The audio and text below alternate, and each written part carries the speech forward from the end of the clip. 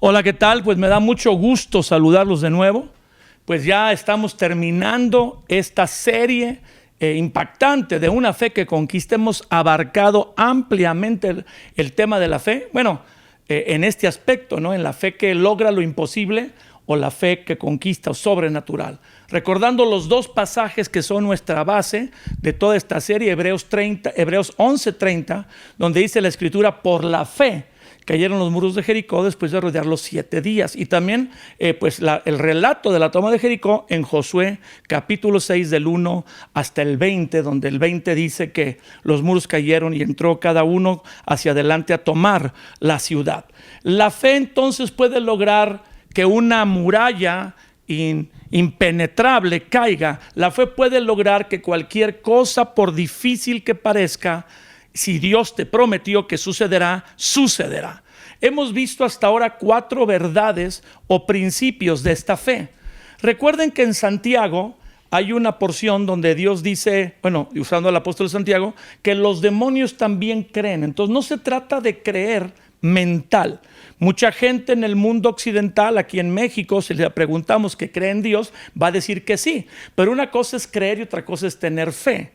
Por ejemplo, los demonios creen que Dios es real, pues los creó. Eran ángeles que desobedecieron, fueron expulsados del cielo y ahora son ángeles caídos o demonios. Y los demonios tiemblan cuando Dios se manifiesta o Dios trae un juicio sobre ellos, pues porque conocen a Dios o lo conocieron de cerca y saben de su poder, pero no le obedecen. Eso es muy diferente. Ellos no pueden tener fe. Los demonios pueden creer que Dios es real, creen que Dios existe, creen que Dios es poderoso, pero no le pueden obedecer, precisamente porque no le obedecieron, cambiaron de ser ángeles que ministraban a Dios en demonios o ángeles caídos.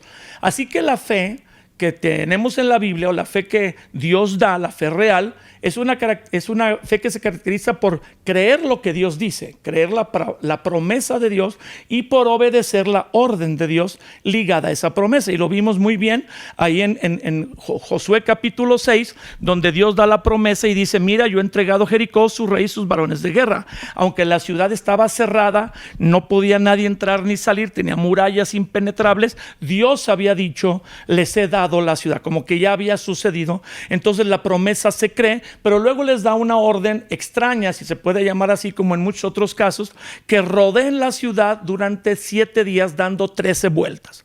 Una vuelta cada día durante 6 días, solamente una vuelta, y el séptimo día 7 vueltas. En total 7 días, pero 13 vueltas. También les dijo que se llevaran el arca. Ellos tuvieron que obedecer esa orden extraña, con la cual ningún ejército conquista ninguna ciudad ni derriba ninguna muralla, pero fue la orden que Dios les dio, y les dijo que mientras obedecían o daban vueltas se llevaran el arca del pacto. Y aprendimos la tercera característica de una fe que conquista, que es que no pierde su comunión con Dios.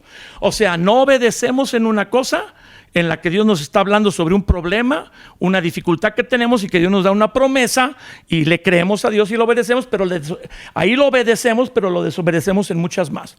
Mientras obedezco, me mantengo conectado en una relación con Dios y no la pierdo. Esa es la tercera característica, que si a veces fallo o resbalo, me levanto luego y me incorporo pidiendo perdón al Señor y dejando atrás esa falta y la práctica de eso. Dice la Escritura: el que confiesa su pecado y se aparta de él alcanza misericordia, pero el que encubre su pecado no prosperará. Mas si lo confieso y me aparto, alcanzo misericordia. En esta decisión de honrar y obedecer a Dios, a veces fallamos en alguna área, pero rápido la corregimos, nos levantamos, clamamos al sacrificio de Jesús con humildad y seguimos adelante. Entonces tenemos una fe que obedece la promesa que Dios ha dado, una fe que cree la promesa que Dios ha dado, y una fe que obedece la orden que Dios ha dado, una fe que no rompe su comunión con Dios, y una fe que cuida lo que habla. Esa fue la última verdad que vimos en la sesión anterior. Y vamos a cerrar con la quinta verdad, que está aquí en Josué capítulo 6, de los versos del 11 al 15. Y a mi criterio, si tú me preguntas después de estudiar la Biblia, creo que esta es la más complicada. Muchas personas pues pueden aprender a creer la promesa de Dios. ¿Cómo obtener la promesa y creerla? Con fe. Luego obedecer la orden ligada a esa promesa. Cuidar, no romper su comunión con Dios, y mantener su boca cerrada a hablar duda, a hablar temor, hablar incredulidad, porque con la fe, con la boca, se confiesa vida o se confiesa muerte.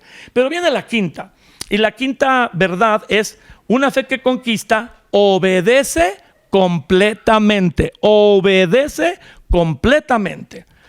No a medias, no al 90%, sino completamente. Vamos a leer del mismo Josué capítulo 6, ahora de los versos 11 al 15.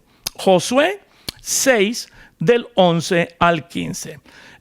Dice así. Ok. Así, Josué 6, así que él hizo que el arca de Dios diera una vuelta alrededor de la ciudad y volvieron luego al campamento y pasaron la noche. Verso 12. Y Josué se levantó de mañana y los sacerdotes tomaron el arca del Señor el segundo día, y los 7 sacerdotes llevaban las 7 bocinas de cuerno de carnero y fueron delante del arca andando siempre y tocando las bocinas o los shofares, y los hombres armados iban delante de ellos y la retaguardia iba tras el arca de Dios mientras las bocinas o los shofares tocaban continuamente. Así dieron otra vuelta a la ciudad el segundo día y volvieron al campamento. De esta manera lo hicieron 6 días. Una vuelta cada día. Iba adelante un grupo de soldados, iban los sacerdotes tocando las bocinas y el arca, y atrás todo el demás pueblo. Durante 6 días lo hicieron así, dando una vuelta por día. Verso 15. Al séptimo día se levantaron al despuntar el alba, acuérdense que iban a dar 7 vueltas, y dieron vuelta a la ciudad de la misma manera 7 veces. Solo este día dieron vuelta alrededor de ella 7 veces. Verso 16. Y cuando los sacerdotes tocaron las bocinas la 7ª vez, Josué dijo al pueblo: gritad, porque Dios os ha entregado la ciudad, y la ciudad será anatema a Dios con todas las cosas que están en ella. Solamente Rahab la ramera vivirá, con todos los que estén en su casa con ella, por cuanto escondió a los mensajeros que enviamos. Entonces vemos con claridad, si vamos al verso 20, acompáñenme al verso 20, donde dice el final de esta obediencia. Entonces el pueblo gritó y los sacerdotes tocaron las bocinas al final de la 7ª vuelta del 7º día, y gritó con gran vocerío. O sea, ya habla de una escala de mayor sonido. Gritaron, dice el verso 20 al inicio, pero casi al final dice: gritaron con gran vocerío y el muro se derrumbó. No dice que los gritos lo derrumbaron, porque hay quien ha dicho, bueno, es que la alabanza, bueno, primero aquí no dice que hubiera alabanza, aunque el grito sí tenía que ver con obediencia, honra, alabanza, victoria. No dice que alabaron, dice que gritaron. Y la orden fue clara porque habían guardado silencio 7 días. Josué les dijo en el verso 10, si todos nosotros nos acordamos, dice: mandó al pueblo diciendo: no gritarán, ni se oirá su voz, ni saldrá palabra de su boca hasta el día que yo diga gritad. Entonces ellos han guardado silencio por 7 días, y aquel grito salió pero desde el fondo de sus corazones. ¿A qué me refiero? Pues que la Biblia dice en el verso 20 que al final de la 7ª vuelta del 7º día, vamos a decir la 13ª vuelta, la vuelta número 13, desde que empezaron la primera vez, o la 7ª vuelta solo del 7º día, ellos obedecen a Dios, y hasta ese momento que Dios lo había dicho, el muro cae. Aquí nosotros vemos la característica de lo que estamos repasando, que la fe que Dios honra es la que obedece hasta el final. ¿La que obedece hasta cuándo? Ahora yo quiero hacer una pregunta muy interesante, y a todos ustedes: ¿puede Dios derribar, o podría Dios derribar el muro el tercer día? En la 3ª vuelta, ¿podría o no podría? Pues claro que podría, Él es todopoderoso, pero no lo derribó al 3er día. No era una acumulación de energía alrededor de la ciudad, no era una vibra que estaban atrayendo, no podía Dios derribar el muro el 7º día a la 2ª vuelta. Pues ya habían dado vueltas 6 días, habían probado su obediencia, ya estaban en el 7º, pues que a la 2ª vuelta. ¿Para qué los hace dar 7 vueltas, o sea, 5 vueltas más? El punto no es el número de vueltas, sino la obediencia completa. Dios dijo, 7 días darán vueltas. Una vuelta por día, el séptimo día, 7 vueltas. ¿Por qué? Porque Dios dijo. ¿Por qué? Pues porque así lo estableció. Ahora, el 7 es muy simbólico. El 7 es número perfecto o número que está completo. Aquí estamos hablando de que al dar 7 vueltas, el séptimo día, dieron una obediencia total, que si lo hicieron durante 7 días, la obediencia fue completa. De eso está hablando el número 7. Pero significa que Dios no va a hacer lo que Él ha prometido hasta que tu obediencia sea completa. La obediencia a medias es rebelión disfrazada. ¡Ay, jole! Bueno, es que yo casi hice todo lo que me dijiste. No, entonces no obedeciste. Pero aunque yo haya hecho el 80, el 90% de todo lo que me dijeron, sí, no obedeciste. Para obedecer bien, tenías que haberle hecho completo. Ahora, es como en cualquier trabajo, en cualquier empresa. Por ejemplo, cuando arman los autos. Por ejemplo, vamos a hablar de una armadora aquí en Guanajuato, donde vivimos. Hay varias armadoras de autos. Y que de pronto el ensamblaje final, los últimos 10 tornillos o cosas que sujetan el chasis, al final del proceso, no lo hagan, que representa tal vez el 5% de todo el trabajo de hacer un auto. El auto casi está terminado, nada más el 5% final no lo hicieron, se saltaron ese proceso. El auto lo venden, sale a que la persona que lo compró lo use y se va a accidentar. Algo no va a funcionar, el chasis se va a mover, se va a descuadrar porque le faltó un 5% y el auto no está en verdaderas y óptimas condiciones para ser usado. A Dios no le sirve 90% de obediencia, ni 98.5% de obediencia.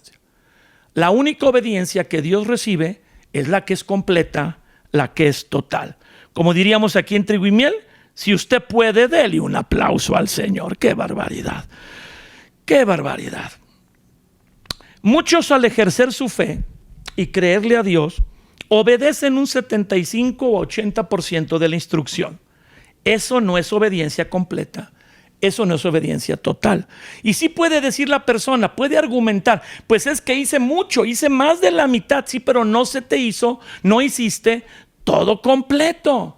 Es como el que hace un pastel, es muy sencillo. Y los últimos 3 minutos o 2 minutos de que el pastel esté en el horno, abre el horno y lo saca. Esos 2 minutos que parecen insignificantes, si es que tardó 1 hora u hora y media haciendo el pastel junto con la preparación y el horneado, echaron a perder la hora 45, 48 minutos o el tiempo anterior que usó preparando el pastel, porque los últimos 2 minutos eran cruciales para que el cocimiento del pastel estuviera completo y no se, como que dicen, no se bajaran y no funcionara el inflado, la levadura, la apariencia del pastel. Lo podemos entender muy bien cuando compramos un artículo. Nos gusta que esté completo, no que le falte un pedacito, aunque sea muy insignificante. A Dios igual. Cuando obedecemos a Dios, lo quiere completo. He platicado a lo largo de los años de personas que batallan, especialmente en batallas y en situaciones como Jericó, económicas, donde tienen una situación económica cerrada, bien cerrada, no les alcanza, tienen deudas y no salen de ellas. Y una pregunta pues obligatoria cuando hablamos de un problema económico con algún cristiano es preguntarle si diezma. Y las personas generalmente van a decir que sí. Y sí, si yo las conozco, por ejemplo, en Trigo y Miel, tal vez las he visto pasar y entregar sus diezmos o alguna vez contando los diezmos. Yo ya no tengo eso de contar el dinero. Hay un equipo que lo hace y me reporta. Pero si alguna vez me hubiera tocado, podría haber visto su sobre con su nombre. Pero mi pregunta es si la persona está diezmando correctamente. Porque la palabra de Dios, la promesa es que si traemos los diezmos al alfolí y nuestras ofrendas, cuidando que haya alimento en la casa de Dios, Dios también va a abrir las ventanas de los cielos, va a derramar bendición sobre nosotros hasta que sobreabunde. Y así me acuerdo yo de una persona que tenía unos 10 o 12 años en la congregación y estaba en una crisis económica, y obviamente yo le había preguntado 2 o 3 veces si diezmaba y dijo que sí, pero esa vez yo estaba inquieto. Yo ya había orado por él 1 o 2 años. Él me había platicado algunos planes, habíamos orado, habíamos ido había alquilado un local en el centro, habíamos ido a orar por ese local y las cosas no se daban, como que todo le salía mal. Y yo sabía que diezmaba. Entonces le pregunté esa vez que me inquietó el Señor una vez más, con un poco de pena, ¿no? Pero yo movido por alguna inquietud que tenía de parte de Dios, no porque mi interés fuera que diezmara, sino que si se estaba viviendo el principio que dice la Biblia que hace que las ventanas de los cielos se abran. Y me dijo, sí diezmo. Y entonces se me ocurrió preguntarle, ¿de todo? Y se me quedó viendo. Y dijo, ¿cómo? Le digo, si tú diezmas, pero ¿de todo? ¿Cómo que de todo? Pues sí, yo sé que tú diezmas de tus ventas, aquí de tu negocio. Pero yo sé que tu esposa tiene unas propiedades que tienen renta de la ciudad de donde ustedes vienen. Y sé que tú recibes un dinero aparte porque tú me lo has platicado. ¿Tú diezmas de todo o nada más diezmas de tus ventas del negocio? Dice, no, bueno, no se me había ocurrido porque las otras cantidades son menores.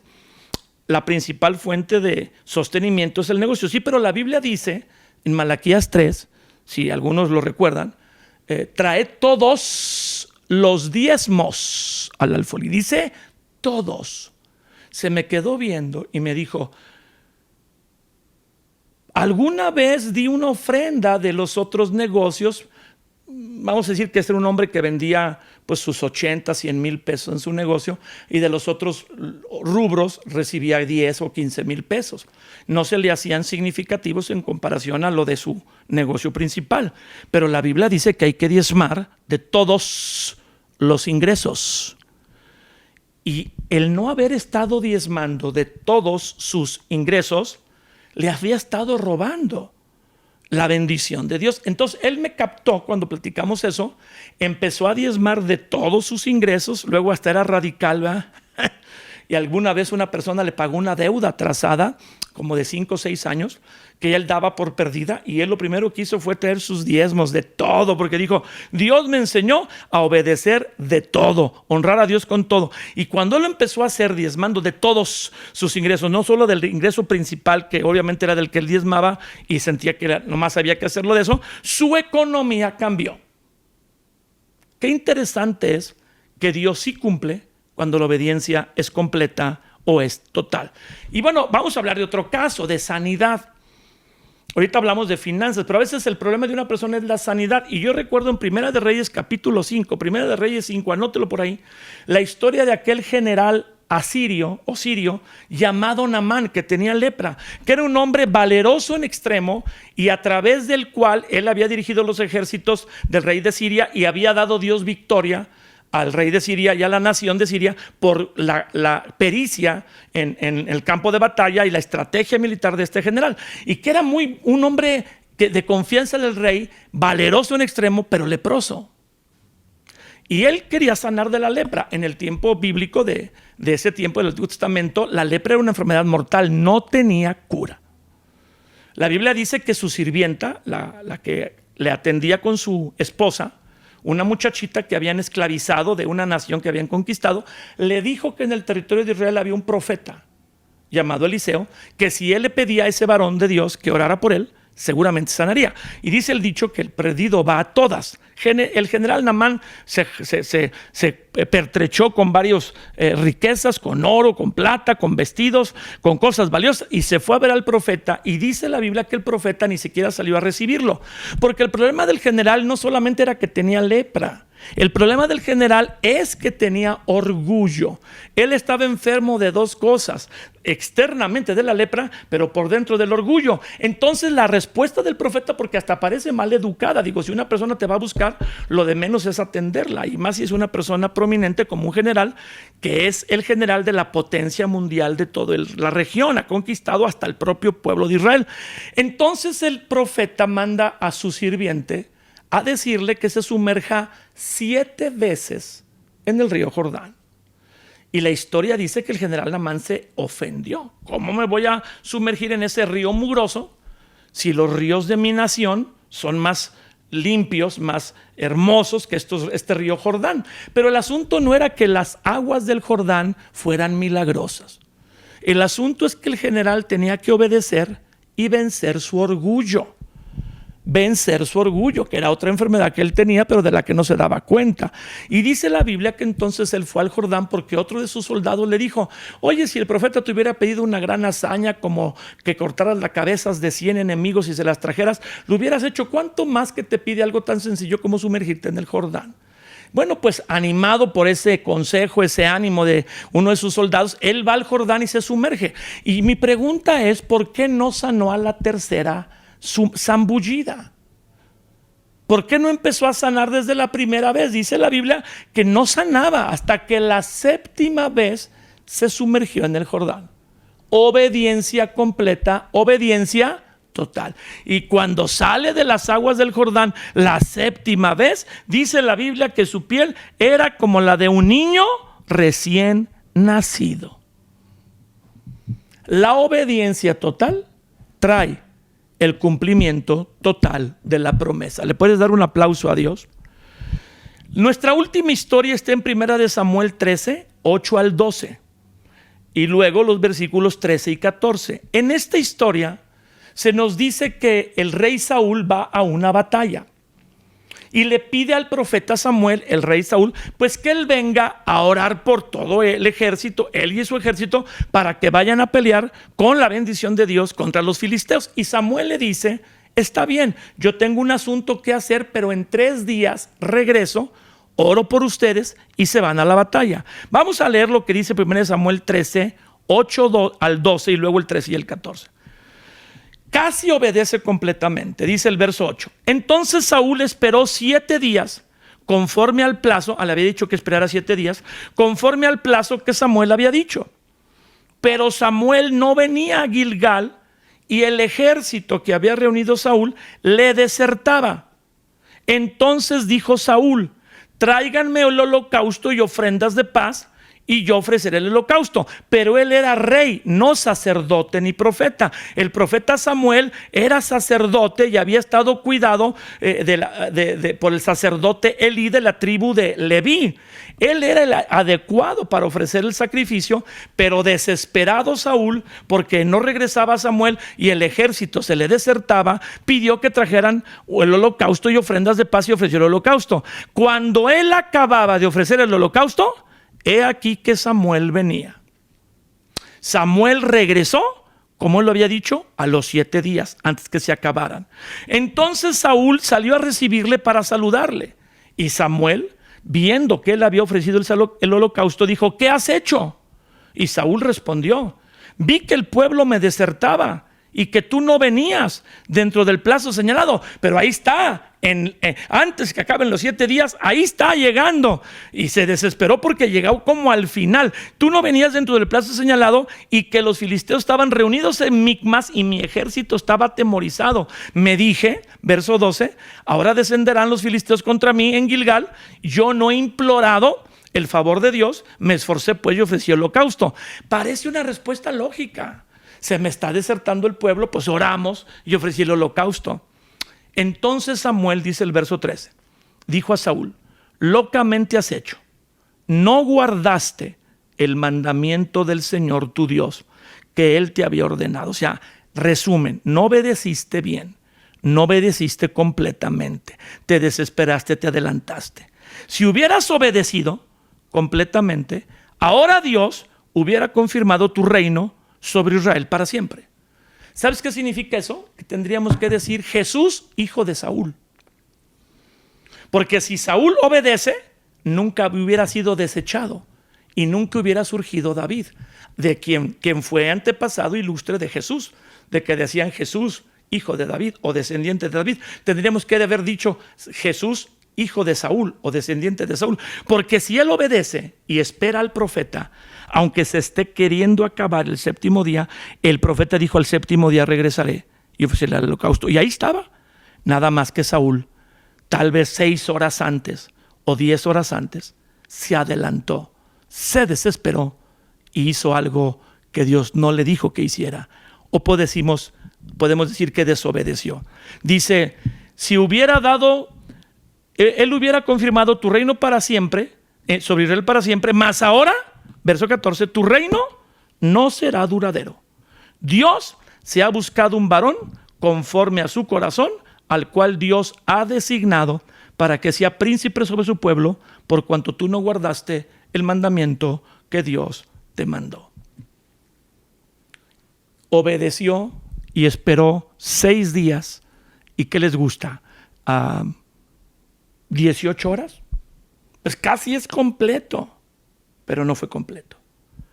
Antes de que acabara el 7º día, llegó Samuel, como a Samuel lo había prometido, pero Saúl no lo había esperado. Y dice la Biblia, si hubieras obedecido, si hubieras hecho lo que Dios te dijo, tu reino se hubiera confirmado sobre Israel para siempre. Qué terrible es que al final no obedezcas. Hiciste la mayor parte del trabajo obedeciendo, creyendo, no rompiendo tu comunión con Dios, no confesando mal, pero al final no terminaste. Dice la Escritura de Jesús, en cambio, que fue obediente hasta el final, Filipenses 2:8, y estando en la condición de hombre, se humilló a sí mismo, haciéndose obediente hasta la muerte. Y muerte de cruz. ¡Wow! ¿Se acuerdan que Jesús oró para que en el Getsemaní, para que si podía pasar de él esa copa pasara? Pero terminó diciendo, no se haga mi voluntad, sino la tuya. Se vale expresarle a Dios, oye, Dios, me estoy desesperando. Oye, como Naamán, pues no sano, ¿verdad? Oye, Señor, hemos dado ya 7 vueltas, 6 días vueltas y el 7º día 6, y ni siquiera cae tierrita del muro, no se mueve. Pero cuando obedecemos al final, o completo lo que Dios nos ha dicho, entonces está en Dios que honre su promesa. Y hasta ahora, Dios no falta su promesa. Los que nos desesperamos, los que nos cansamos, los que nos enojamos, decimos, ya no, somos nosotros. Y a veces tan cerca de obedecer completamente para que Dios honre lo que ha prometido. La última característica, una obediencia. La fe está caracterizada no solo por una obediencia que obedece la orden extraña de Dios, sino que es una obediencia completa, una obediencia total. Yo espero que con esta verdad, que es la suma de las 5 características de una fe que conquista, tu reto de crecer en fe sea verdadero. Permíteme orar. Padre, te damos gracias por esta palabra que nos has dado. Muchas gracias por enseñarnos que tú no te agradas de 90% de obediencia, ni de 98.5% de obediencia, si esta no es completa, si esta no es total. Ayúdanos, porque nos has dado el Espíritu Santo, a no obedecer casi todo, sino obedecer en todo para agradarte a ti, para que entonces, habiendo hecho la pequeña parte que tú nos das, que es creer, obedecer, no romper nuestra comunión, no hablar mal, cuidar lo que hablamos y obedecer hasta el final, tú hagas lo imposible, lo que ninguno de nosotros puede hacer, el cumplimiento de tu promesa, que caiga la muralla de nuestro Jericó, que suceda lo sobrenatural, que Lázaro, nuestro Lázaro, resucite, que nuestro cuerpo dañado como el de Naamán de lepra sane, que todas las promesas que tú nos has dado se cumplan, porque nosotros te hemos honrado con una fe verdadera que permanece, que cree, que obedece, que no habla mal, que no se aparta de ti y que obedece hasta el final. Ayúdanos, ayuda a cada uno de nosotros en el nombre de Jesús. Amén. Ya acabé la serie de la conquista, ya acabé, pero no faltes a las próximas reuniones, a las próximas cápsulas que vamos a estar dando o reflexiones aquí en los grupos, sino que te conectes porque cada tema es hermoso. Hasta aquí la fe que conquista, creyendo que tú tienes ya la verdad para aplicarla y vivir victorias en tus batallas. Te bendigo en el nombre de Jesús. Hasta luego.